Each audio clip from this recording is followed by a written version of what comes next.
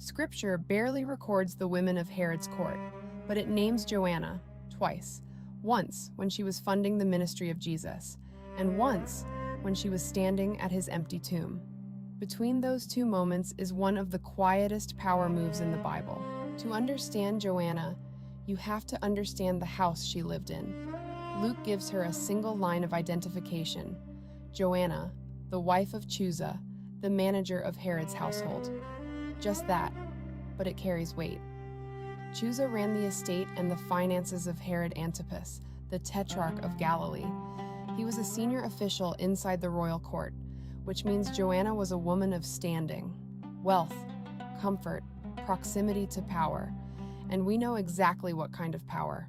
This was the court of the Herod who threw a banquet, watched a girl dance, and had John the Baptist beheaded to keep a careless promise.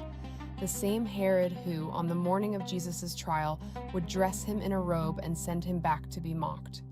This was not a safe place to be curious about prophets. The palace had already shown what it did to them.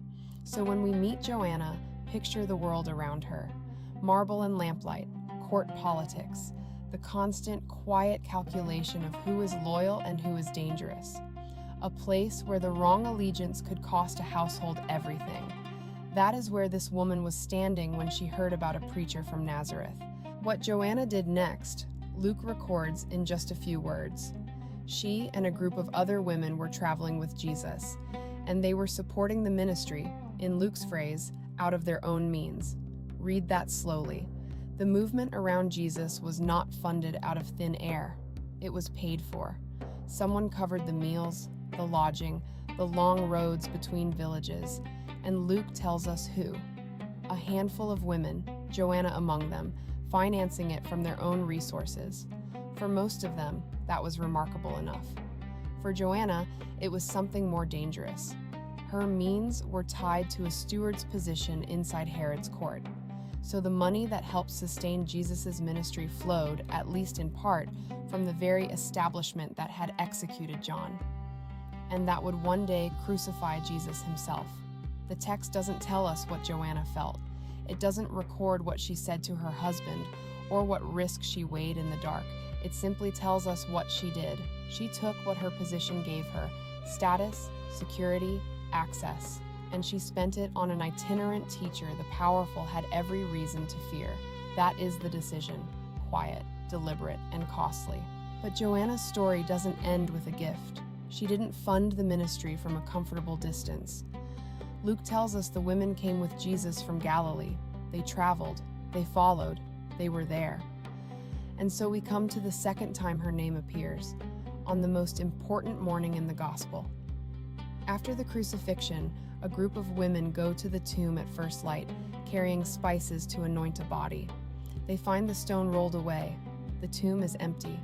Two figures in dazzling clothes ask them a question that has echoed for 2,000 years. Why do you look for the living among the dead? These women are the first to know, the first to hear that he is risen.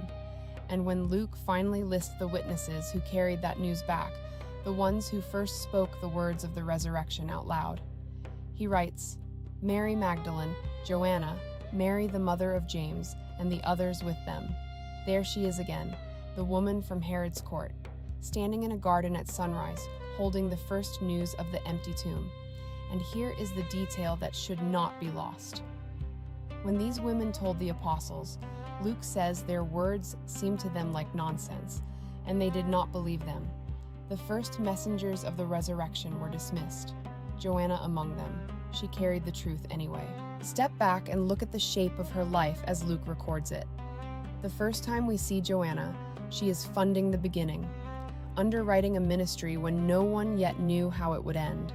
The last time we see her, she is witnessing the end that turned out to be a beginning, the empty tomb, the impossible morning. She is there for the whole arc, present at the start, present at the resurrection, named at both.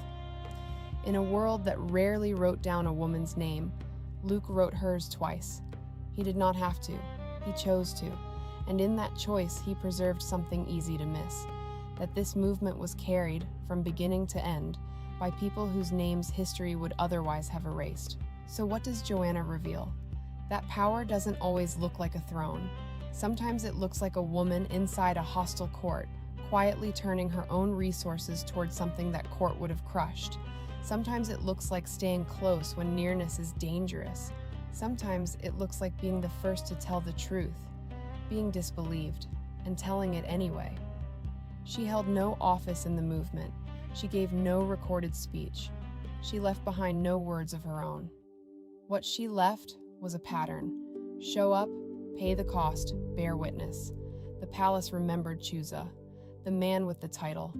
Scripture remembered Joanna, the woman who took everything that title gave her and spent it well.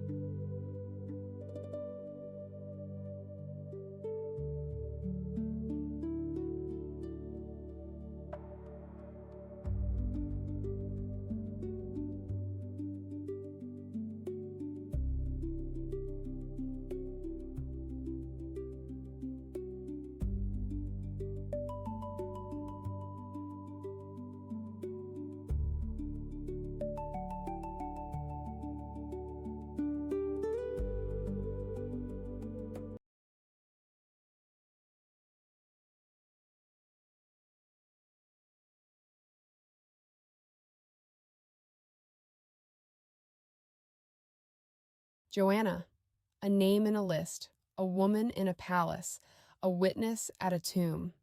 She is one of the women Scripture names but rarely explains, written into the story just enough for us to see her and to trust that her place there was no accident. This has been She is Written.